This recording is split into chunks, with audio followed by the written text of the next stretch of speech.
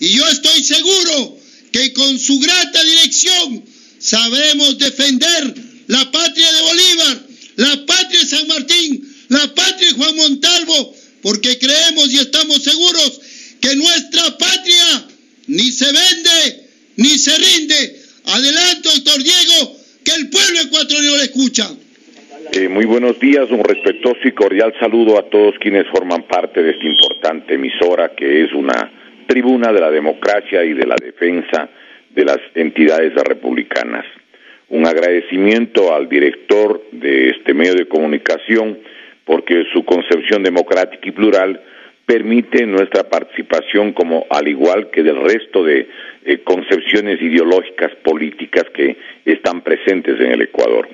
Quisiéramos saludar al personal que contribuye a este medio de comunicación y también saludar a los compañeros, pues a Pepe, a Raúl, a Clever, a César, a Medardo, a todos quienes contribuyen a la difusión de los pensamientos, los análisis, las reflexiones y las sugerencias que se realizan en torno a la realidad del Ecuador. El día de hoy quisiéramos referirnos a dos temas porque va a haber, una restricción en el tiempo, pues entiendo que hay un partido de fútbol y nos han recomendado que prácticamente a las 11 de la mañana concluya el programa. Quisiéramos nosotros empezar analizando el caso de Galo Lara Yepes, el ex legislador que está preso en la ciudad de Guayaquil, en la cárcel de Guayaquil, por un acto de abuso sin precedentes en la historia nacional. Y queremos, si el tiempo nos permite, tratar de hacer algunas reflexiones sobre el famoso caso del 30 de septiembre del 2010.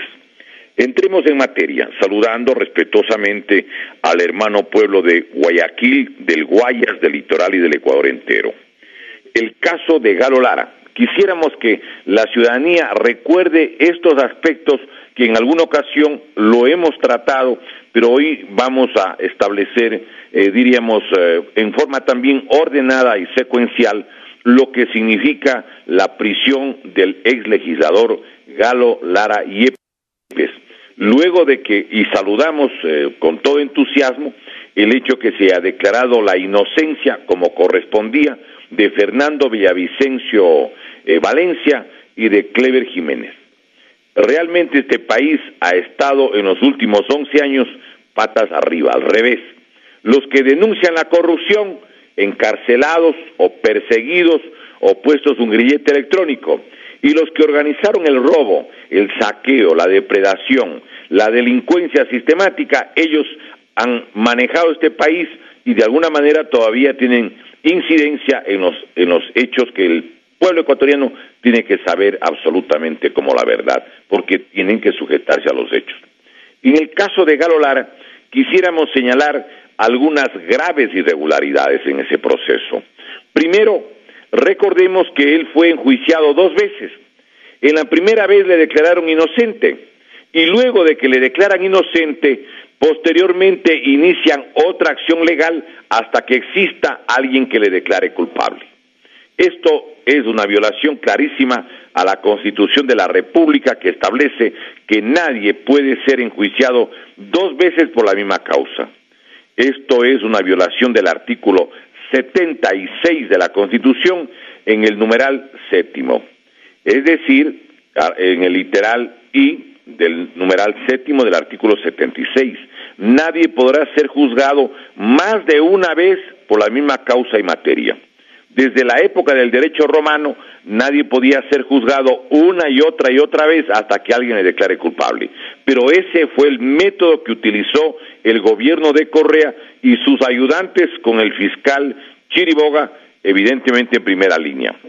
En segundo lugar, yo creo que es importante, aparte de que le siguen 2 juicios hasta que alguien le declare culpable, no podía valer el proceso jurídico en contra de Galo Lara porque violaba el artículo 10 de la Declaración Universal de los Derechos Humanos, que establece de manera textual lo siguiente: toda persona tiene derecho en condiciones de igualdad a ser oída públicamente y con justicia por un tribunal independiente e imparcial, por un tribunal independiente e imparcial para la determinación de sus derechos y obligaciones o para el examen de cualquier acusación contra ella en materia penal. Yo quisiera recordar algo. El 7 del mes de mayo del año 2011, el presidente Correa se llevó la Administración de Justicia del Ecuador con una consulta amañada. Todo el mundo sabe que aparecieron 1.229.330 electores adicionales o votantes fantasmas que excedían al número de mayores de 16 años de acuerdo al censo del domingo 28 de noviembre del 2010. ¿Cómo es que apareció este 1.229.330 electores fantasmas adicionales?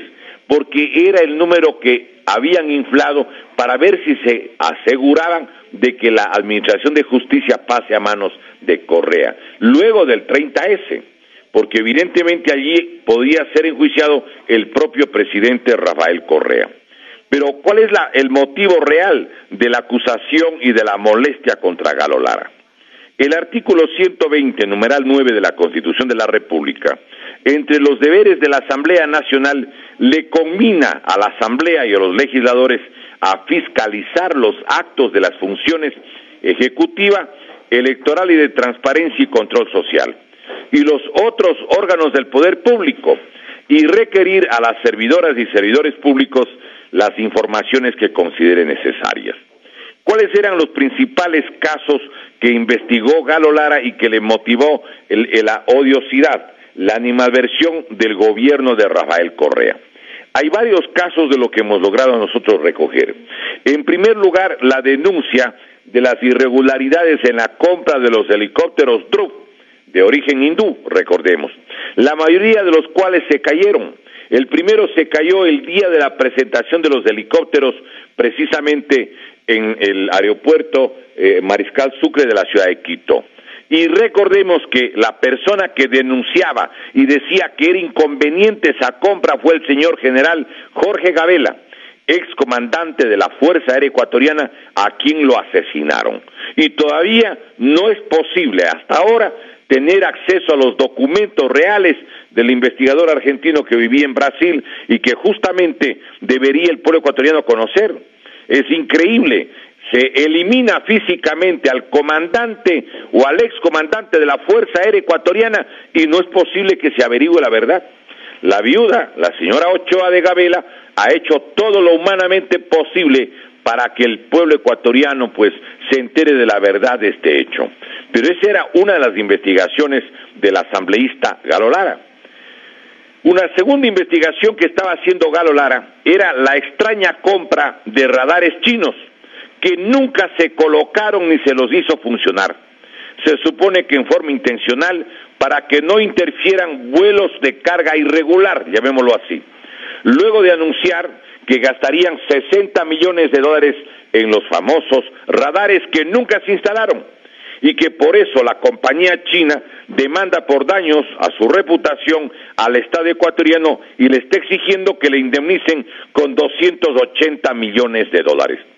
Esta investigación la empezó justamente Galo Lara.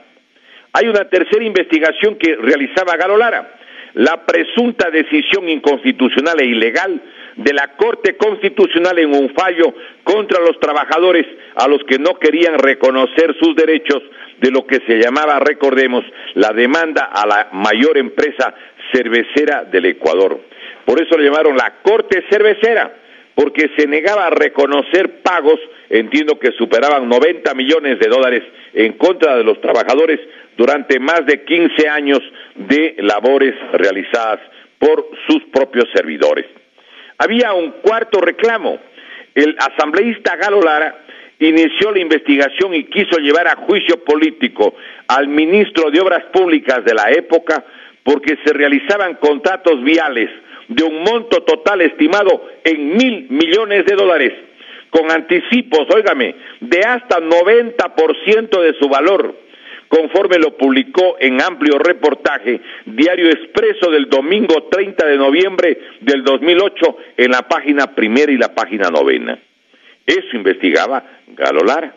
Y claro, estaban molestos. ¿Cómo es que había un asambleísta que exigía que le rindan cuentas y le expliquen a la asamblea cómo es que daban hasta el 90% de anticipo para la construcción de obras? Hágame el favor. Claro, ahí se molestaron, porque había pues ropa tendida y el gobierno no quería que eso se averigüe. ¿Qué otra cosa más hizo Galo Lara? Él demostraba con documentos oficiales que la obra denominada Proyecto Multipropósito Baba, que inicialmente costaba $182 millones, en la que elaboraba la empresa brasileña Odebrecht, había llegado para agosto del 2010 al monto de $418 millones. Eso lo recogió incluso la denuncia de Galo Lara, Diario Expreso, del lunes 16 de agosto del 2010 en la página 4. Es decir, que hasta entonces habría un aumento, un incremento de $236 millones de una obra que originalmente valía 182, más del doble. Pero queremos recordar algo.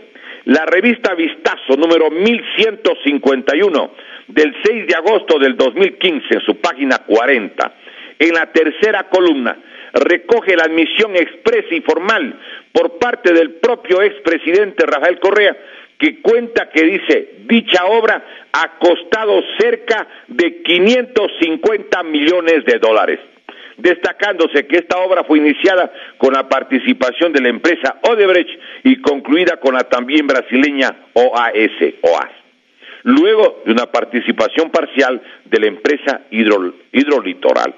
Óigame, había subido el precio $370 millones de una obra que originalmente dijeron que valía 182 millones. ¿Quién hizo las denuncias? Galo Lara. Pero además hizo otras 2 denuncias pidiendo que investiguen determinadas actividades o travesuras de una señora, ¿sí? Una señora de muy encumbrado poder de influencia, doña Pierina. Pero bien, resulta que, ¿qué es lo que sucedió? ¿Cómo es que le trajeron a Galo Lara al Ecuador luego que ya le concedió Panamá asilo territorial? Ya tenía él el asilo territorial, pero decidieron exigir, ¿sí?, que Panamá anule el asilo territorial. ¿Cómo fue posible eso? Les vamos a contar, porque hemos hecho un seguimiento absolutamente cuidadoso. Diario Expreso del martes 17 de diciembre del año 2013, en la página tercera informaba bajo el título siguiente: Ecuador retiene un barco por Lara, dice Panamá, cierro comillas. Diario Expreso, martes 17 de diciembre del 2013. Y señala lo siguiente en forma textual, tengo aquí el recorte, entre comillas: el gobierno de Panamá llamó a consultas a su embajador en Ecuador, José Noriel Acosta, debido a que el gobierno de Rafael Correa se ha negado, según denunció ayer, a devolver un barco de bandera panameña que le fue retenido con droga. El canciller panameño Fernando Núñez Fábrega dijo que Ecuador, más específicamente el gobierno de Correa, ha pretendido vincular el caso de la embarcación con sus pedidos de extradición del político opositor Galo Lara, quien recibió asilo territorial en Panamá el pasado 26 de octubre del 2013. Cierro comillas. Y dice lo siguiente, el mismo señor ex canciller Fernando Núñez Fábrega: nosotros enviamos a la vicecanciller de Panamá, Mayra Arosemena, a que se entrevistara con las más altas autoridades del Ecuador, y le dieron a conocer diáfanamente que esto estaba ligado a una nueva petición que estaba formulando el Ecuador para que se reevalúe el asilo político dado al ex legislador Lara, declaró Núñez Fábrega. En la misma investigación periodística se informa que el ex asambleísta Galo Lara Yepes, asilado por el gobierno de Panamá, dijo que no ha sido informado por la Cancillería de algún tipo de presión oficial de Ecuador para que el asilo sea cancelado, pero que, entre comillas, sé que las órdenes del presidente Correa es que no se hable del barco y los prisioneros, o sea, los marinos, si Panamá no entrega a Galo Lara Yepes. No es posible que la libertad e integridad física de ciudadanos panameños sea objeto de chantaje, manifestó. Pero hay un detalle que es muy importante. Miren ustedes, resulta que el barco, esa información está en la misma crónica, el barco de bandera panameña Doria fue retenido el pasado 13 de octubre del 2013 con drogas en aguas internacionales por la Armada del Ecuador. De acuerdo con los datos ecuatorianos, en la embarcación con 5 tripulantes se hallaban kilos de drogas. Bien, ¿qué tenía que ver la embarcación panameña capturada en aguas internacionales por la Armada del Ecuador con el caso del asilo territorial ya concedido al ex legislador Galo Lara por el gobierno panameño? Nada, pues, absolutamente nada. Pero el gobierno de Rafael Correa condicionaba la devolución del barco panameño capturado en aguas internacionales a la revocatoria del asilo territorial de un refugiado ecuatoriano. Un auténtico chantaje de la peor ralea a nivel internacional. El gobierno del economista Rafael Correa olvidaba en contra de un ciudadano ecuatoriano lo que en forma expresa determina el artículo 41 de la Constitución de la República vigente, que señala, y lo tengo aquí, y quien tenga duda, abra la Constitución vigente, artículo 41. Dice: se reconocen los derechos de asilo y de refugio de acuerdo con la ley y los instrumentos internacionales de derechos humanos. Las condiciones que se encuentren en condición de asilo o refugio gozarán de protección. Si las personas que se encuentren en condición de asilo o refugio gozarán de protección especial que garantice el pleno ejercicio de sus derechos. El Estado respetará y garantizará el principio de no devolución, además de la asistencia humanitaria y jurídica de emergencia. Debe analizarse lo sucedido con total prolijidad y con justicia, pues en este caso es evidente y público que existió un trueque y una presión inmoral espantosa. El gobierno de Rafael Correa entregaba el buque panameño con la condición que el gobierno panameño entregue, como lo hizo, esposado y encadenado al ex asambleísta Tito Galo Lara Yepes. Un trueque digno del esclavismo.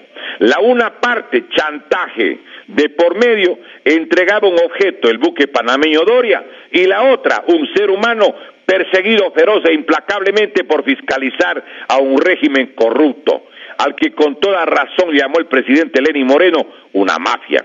La mafia, miren los métodos con los que actuaba. Pero hay una cosa adicional. Deben establecerse las posibles responsabilidades jurídicas, porque además del barco existió la entrega de dinero, según lo que se desprende de la información que les vamos a dar. En forma adicional, el gobierno del economista Rafael Correa, para conseguir la revocatoria del asilo territorial del ex asambleísta Galo Lara Yepes, concedido por la República de Panamá, habría egresado millones de dólares. Óigame lo que les voy a contar.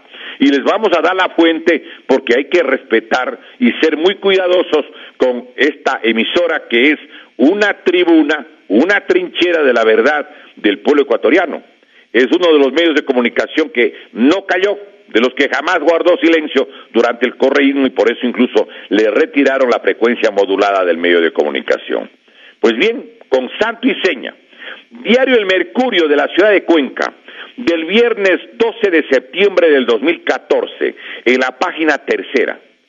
Fue el único periódico del país, además, que publicó la información difundida por la agencia española EFE, que da cuenta que en la audiencia final desarrollada en la ciudad de Panamá para definir la extradición de Galo Lara, el abogado de Galo Lara y ex embajador de Panamá ante la OEA, Guillermo Cochés, óigame, pidió a través de la Corte Suprema de Justicia de Panamá la comparecencia del presidente panameño Ricardo Martinelli y otros funcionarios de su administración para que expliquen el supuesto pago de $6 millones por parte del país sudamericano. Les repito, el señor ex embajador de Panamá ante la OEA, Guillermo Cochés, pidió a través de la Corte Suprema de Justicia de Panamá la comparecencia del presidente panameño Ricardo Martinelli, hoy refugiado y con orden de captura que se encuentra en Miami, y otros funcionarios de su administración, y expliquen el supuesto pago de $6 millones de dólares por parte del país sudamericano. Esto debería averiguar la Contraloría y debería ser motivo incluso para que el señor presidente le dé el indulto inmediato a este hombre injustamente detenido. La misma información de la agencia EFE precisa que, entre comillas, Cochés informó que quiere que los testigos solicitados expliquen por qué Ecuador pagó $6 millones para la extradición de Galo Lara, empezando por Martinelli, quien debe ser notificado previamente para que pueda asistir a dar su declaración. Cierro comillas. Parecería que no solo entonces se exigió la entrega del buque de bandera panameña Doria, sino que encima exigieron o le facilitaron millones de dólares, seguramente de fondos reservados, como parte de la transacción para traerle a Galo Lara, anulando el asilo territorial. Esta es una página de vergüenza, una página sin precedentes en la vida diplomática del Ecuador y de América Latina. Y debería haber una comisión parlamentaria que viaje a Panamá y averigüe también en Panamá lo que ha pasado. Es un hecho realmente sin precedentes. Todo ello, además, ¿quién hacía? Un gobierno que se jactaba regirse por el principio de que el ser humano está sobre el capital. $6 millones presumiblemente tomados del pueblo del Ecuador para anular el asilo territorial en contra del ex legislador Galo Lara Yepes. Pero conociendo o deduciendo cómo actuaban en forma irregular o la forma que lo hacían, convendría, por eso decimos, que la Contraloría General del Estado determine si solo llevaron a Panamá $6 millones. Recordemos que vino por acá el ex canciller panameño, justamente a una audiencia en la que también compareció el abogado Luis Almeida y establecieron elementos de juicio como para que se le declare libre a Galo Lara. Sin embargo, mantuvieron la orden de detención en forma injusta. Sería muy conveniente, por ejemplo, ¿sí?, que la investigación de las actuales autoridades ecuatorianas llegue por los canales pertinentes ante la Procuraduría, así se llama la Fiscalía de Panamá, porque hay cosas como las siguientes. La misma agencia EFE denunciaba, y conforme puede mirarse en Diario El Mercurio de Cuenca del sábado 20 de septiembre del 2014, en la página 2, lo siguiente, en forma textual, abro comillas: el ex asambleísta Galo Lara Yepes, detenido en Panamá desde junio pasado, del 2014, ¿sí?, pidió ayer al Ministerio Público que investigue y sancione al ex canciller panameño Francisco Álvarez de Soto por supuestamente haber ocultado y recibido pagos para influir en su extradición. Indica la misma información, entre comillas: tras presentar la acción legal, el abogado panameño Cochés, abogado de Galo Lara, dijo a los periodistas que Álvarez, siendo canciller, le envió documentación falsa, seguramente facilitada desde el Ecuador, a la Corte Suprema de Justicia de Panamá sobre la extradición de Galo Lara Yepes.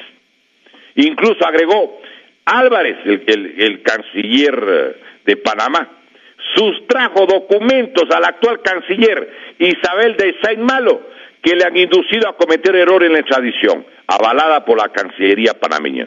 Es que con $6 millones, imagínense ustedes la cantidad de cosas que pueden hacerse. Pero quiero recordar otro dato.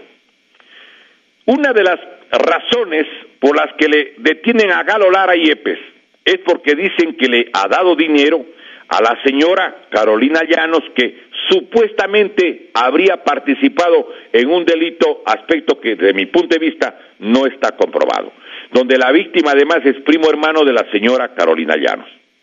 Pero la prueba de que supuestamente tendría compromisos Galo Lara, ¿cuál era? La prueba era de que le ha dado dinero a la señora Carolina Llanos, y habían, entiendo, la constancia de los depósitos y además un teléfono celular que le ha dado a la señora Carolina Llanos. Lo que no le dijeron nunca al país, óigame, lo que el presidente y el gobierno de Correa y el fiscal Galo Chiriboga y las autoridades del Ecuador nunca avisaron, es lo que les voy a contar, y que justamente lo hemos obtenido en los últimos días. Óigame, resulta que el entonces diputado Tito Galo Lara Yepes tenía 2 hijos mellizos con la señora Yomar Carolina Llano Romero. 2 hijos. Por lo tanto, tenía que entregarle dinero, pues, porque si es que no le entrega dinero por pensiones alimenticias, es evidente que él va preso. ¿Cómo se llaman los dos hijos de Tito Galo Lara Yepes con la señora Yomar Carolina Llanos Romero? El primero se llama Galo Matías Lara Llanos, cuyo número de su cédula de identidad es el 0954-29056-5. Nacido en Guayaquil el 8 de febrero del 2011 y una hija de nombre María Sol Carolina Lara Llanos, cuyo número de cédula de identidad es el 0954-29066-4. Nacida el 8 de febrero del 2011 en Guayaquil. Óigame, si tenía dos hijos, el entonces asambleísta Galo Lara con la señora Carolina Llanos, es evidente que tenía no la recomendación, la obligación constitucional de darle el dinero para la crianza de los hijos, pues. Es que esto es una cosa realmente inconcebible, sin precedentes. Cómo manoseaban la justicia para encarcelar a un hombre que fiscalizaba el gobierno del presidente Correa y de todas sus travesuras. Óigame, una de las acusaciones en contra de Galo Lara, esto de haber entregado dinero, yo quiero recordar, comparando con lo que dice la Constitución de la República vigente en el artículo 66, numeral 29, literal C de la Constitución, donde establece que ninguna persona puede ser privada de su libertad por deudas, costas, multas, tributos ni otras obligaciones, excepto el caso de pensiones alimenticias. Excepto el caso de pensiones alimenticias. Entonces, si el señor Galo Lara, el diputado entonces, Galo Lara Yepes, le dio recursos a la señora Carolina Llanos Romero, es porque ella era la mamá de dos hijos de él, pues. ¿Cuántos radioyentes que este momento nos están escuchando sabían este detalle? Y además, por razones de tiempo, porque el programa de hoy va a ser mucho más breve, no me remito a los testimonios de algunos testigos que dicen que les ofrecieron $20,000 si es que le involucraban a Galo Lara. Y ellos se niegan a involucrarle porque dicen que su religión, porque son cristianos evangélicos, les prohíbe y luego los maltratan. Y hay una cantidad de cosas adicionales. Y existe el testimonio de un señor, sí, que se acerca al ex asambleísta, a Luis Almeida, en el municipio de Guayaquil, y le pide, sí, que hable con el expresidente, justamente, Lucio Gutiérrez y su hermano Gilmar, que dirigía en esa época Sociedad Patriótica, y le indique que él tuvo que declarar contra Galo Lara porque era una especie de trueque o de cambio que le hacían, digamos, para evitar ser enjuiciado y para soltarle, para dejarle libre. En otras palabras, que le soltarían si le acusa a Galo Lara. Le acusó a Galo Lara y él estaba libre, por eso se encontró en el municipio de Guayaquil con otro legislador. Miren ustedes las cosas, cómo se llevaron a cabo en este país. Por razones de tiempo, porque no quiero dejar de referirme unos breves minutos al problema del 30S, es que vamos a dejar allí el asunto de Galo Lara. Vamos brevísimamente a analizar el caso del 30 de septiembre. El 30 de septiembre del 2010, donde dicen que hubo un intento de golpe de Estado. Es el único golpe de Estado en el planeta que no tiene golpista. Señores, el 30 de septiembre del 2010, estamos hablando que vamos a cumplir 8 años y todavía, con todo el servicio de inteligencia a órdenes de Correa, todavía no saben quién ha sido el golpista. ¿De qué golpe de Estado pueden hablar si no ha habido golpista? En toda la historia de la humanidad, cuando hay un golpe de Estado y el golpista. Cuando le votaron a Salvador Allende, estaba Pinochet. Cuando le votaron a Velasco Ibarra, estaba el general Rodríguez Lara. Cuando le votaron a la señora Martínez de Perón, estaba Videla. Es decir, siempre hay el golpista, excepto en el Ecuador, en los días de la Revolución Ciudadana. ¿Cómo es que hay un informe que dice que ha habido intento de golpe de Estado? Y aparece la denuncia del excontralor en la que dice que además pagaban con fondos de la SENAIN, fondos reservados o secretos, a las personas que elaboraban el informe, una de las cuales hoy ejerce la Fiscalía en el Ecuador. Realmente algo inconcebible. Pero yo quiero referirme a lo siguiente. ¿Por qué sacaron la historia del golpe de Estado y del secuestro del presidente Correa? La razón es una sola. Recuerden ustedes que se denunció la Asociación de Medios de Comunicación, firmado por los directores de los medios de comunicación, sobre todo de la prensa escrita y televisión, señalaron que habían 10 muertos, no 5, 10 muertos y 284 heridos, ¿sí? Varios de ellos baldados o en estado parapléjico a raíz de los hechos violentos del 30S. ¿Quién es el que ordenó la incursión armada? Porque alguien es el responsable de los muertos y heridos. Entonces, para encubrirse, para decir que no pudieron dar la orden, seguramente se inventan la teoría del secuestro. Como estaba secuestrado, supuestamente no podía hablar, no podía hacer nada, su voluntad estaba limitada. Y la teoría del golpe de Estado, lo mismo. Había un intento de golpe de Estado y hubo una lucha entre los que defendían el orden constitucional con los que estaban en contra, y allí está la explicación de los 10 muertos y 284 heridos. Mentira. No hubo ningún intento de golpe de Estado. El reclamo era porque salió una nueva ley y no la que habían convenido de la Ley Orgánica del Servicio Público, que fue aprobado con 108 votos y después lo cambiaron con un veto de 92 páginas que yo he leído y tengo en mi poder. Eso es clarísimo, señores. La teoría del secuestro estaba para encubrir y proteger al que dio la orden, a cuya secuela o consecuencia se produjeron los 10 muertos y 284 heridos. La teoría del golpe de Estado en la misma línea y la teoría del magnicidio en la misma línea. Yo quiero recordar algo. Si saben ustedes qué es lo que les aterrorizaba y les ponía los pelos de punta, y que no deben bajar los pelos de punta porque ellos tienen una responsabilidad terrible. Hay un delito que no prescribe y que puede ser llevado ante la Corte de la Haya en Holanda y que está registrado en el Estatuto de Roma de la Corte Penal Internacional. Estatuto de Roma que lo firmaron los países de las Naciones Unidas, muchos de ellos, el día 17 de junio de 1998. Y que en el Ecuador está vigente desde su publicación en el registro oficial número 506 por decreto ejecutivo del gobierno de Gustavo Noboa del 31 de enero del 2002. Allí existe, óigame, 4 delitos que son motivo de competencia y de la admisibilidad de la Corte Penal Internacional, que es la Corte de las Naciones Unidas en materia penal.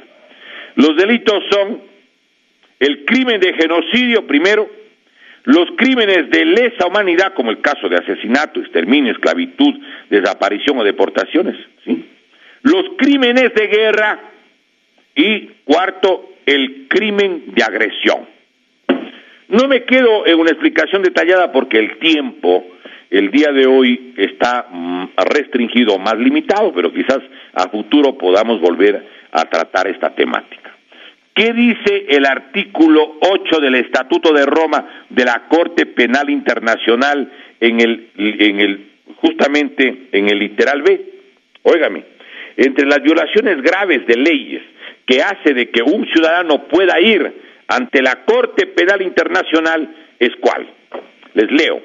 En el numeral 9, en número romano, artículo 8, literal B, dirigir o autorizar, pues, ataques contra edificios dedicados a la religión, puede ser una capilla, un templo, una mezquita, una sinagoga, de la instrucción, escuela, colegio, universidad, de las artes, un museo, de las ciencias o la beneficencia, los monumentos históricos, los hospitales y en el caso del Hospital de la Policía Nacional, y los lugares en que se agrupa a enfermos y heridos. Yo pregunto, ¿quién ordenó precisamente la incursión armada el 30S? se inventaron la teoría del secuestro para encubrir. Señores, sin embargo, nunca hay un crimen perfecto. Hay una declaración que da en la Fiscalía y luego ante Diario Expreso el señor exministro de Defensa, Javier Ponce. Y está publicado en Diario Expreso del sábado 13 de noviembre del 2010 en la página 10. Allí dice lo siguiente: el ministro de Defensa, Javier Ponce, ratificó que fue él y el presidente Rafael Correa quienes decidieron sobre el operativo que permitió sacar del hospital de la policía al mandatario la noche del 30 de septiembre. Dice, entre comillas, la orden vino del mando político, la conversé con el presidente Correa y después hablé con el comando conjunto, dijo a su salida de la Fiscalía, donde acudió ayer para dar su versión. Y también dice lo mismo Diario El Universo del día, precisamente del día sábado 13 de noviembre del 2010 en la página 2, donde allí mismo dice que la orden salió del mando político y era una decisión entre el presidente Correa y el ministro de Defensa, que luego se lo comunicó al alto mando. Y lo mismo dice el informe del operativo que presenta el Ejército sobre el 30S y que un resumen está publicado en Diario Expreso del miércoles 24 de noviembre del 2010. ¿Qué es lo que dice ahí? Precisamente de que la orden llegó de la Presidencia de la República. Pero hay un hecho que quisiéramos nosotros señalar. No tiene valor ninguno de los juicios en contra de los miembros ni de la Policía Nacional ni de las Fuerzas Armadas por 30S. ¿Por qué? Porque la disposición transitoria primera de la Constitución de Montecristi claramente señala que en el plazo de 360 días a partir de la publicación de la Constitución y vigencia el día 20 de octubre del 2008 hasta el día 15 de octubre del 2009, dice en el plazo máximo de 360 días se aprobarán las siguientes leyes. En el numeral 10 dice lo siguiente, por favor, tomen atención: la ley penal y la ley de procedimiento penal en materia militar y policial. Hasta ahora no existe, óigame, código penal militar, ni código penal policial, ni código de procedimiento penal militar, ni de procedimiento penal policial. Estamos en el año 2018, esto debía estar publicado en el 2009, hace 9 años, y resulta de que si no hay los códigos, ¿cómo es que están presos? Violando la seguridad jurídica que determina en el artículo 82 de la actual Constitución que las normas tienen que ser previas, claras y públicas, aprobadas además, pues evidentemente, por el órgano correspondiente.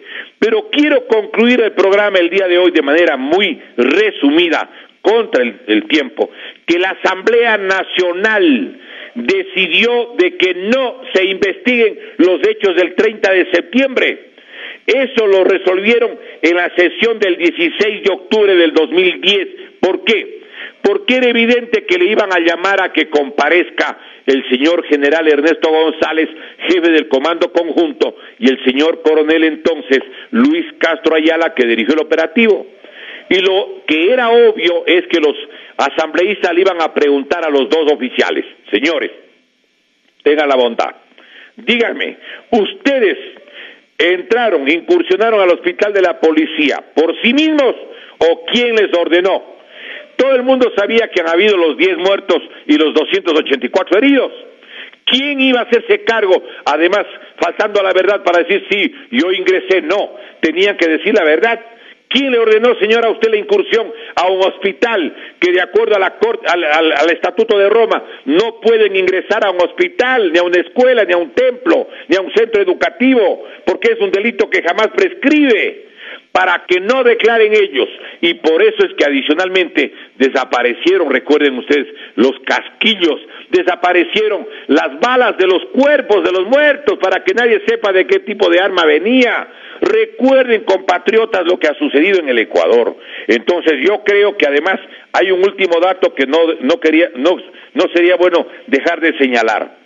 El auto que le sacó al presidente Correa es de la señora Irina Cabezas, asambleísta, vicepresidente de la Asamblea.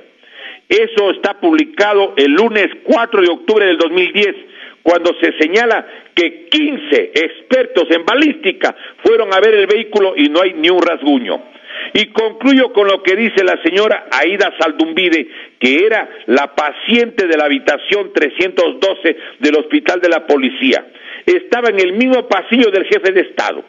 Y dice Diario Expreso, de la edición del domingo 3 de octubre del 2010, en la página quinta, lo siguiente, y con esto concluyo, compatriotas, no hay tiempo, entiendo que el partido de fútbol tiene que ser motivo del comentario y por lo tanto concluyo con una pequeña cita. Ella asegura que Correa nunca estuvo secuestrado, pues a su alrededor se encontraban varios de sus seguidores y siempre se mantenía resguardado por ellos. El presidente tuvo siempre la libertad para andar por el pasillo y aquí los médicos estuvieron siempre pendientes. Si quería café, se le pasaba café. Si quería agua, se le daba el agua, dice la paciente.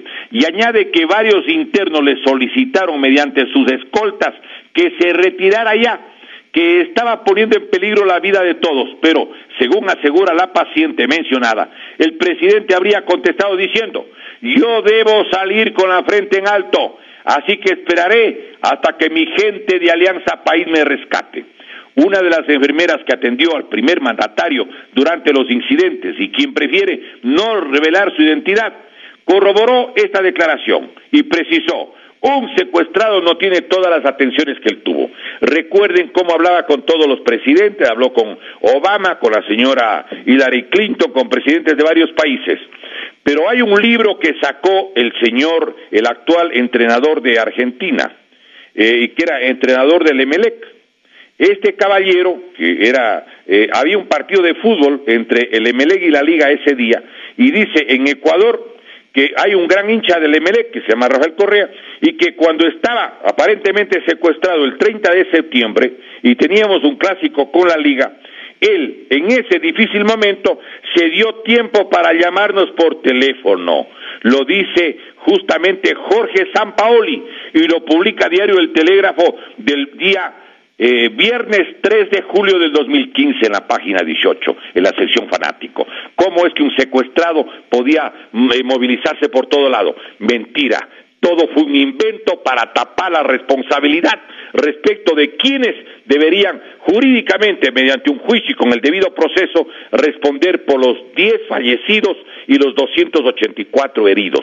Por razones de tiempo dejamos ahí el programa. Agradecemos mucho al director del medio de comunicación, a los señores funcionarios, colaboradores de esta emisora y a la ciudadanía por la atención que puede brindar sobre estos temas de realidad nacional. Así se manipulaba la justicia, así han manipulado la verdad. Pero la patria avanza, la patria ni se vende ni se rinde, la patria con el alma se defiende, viva el Ecuador libre y eterno. Dios mediante, continuaremos el próximo domingo en los análisis de la realidad ecuatoriana en esta importante tribuna de la democracia de la República de nuestro país, que es este medio de comunicación. Muchísimas gracias, muy buenos días.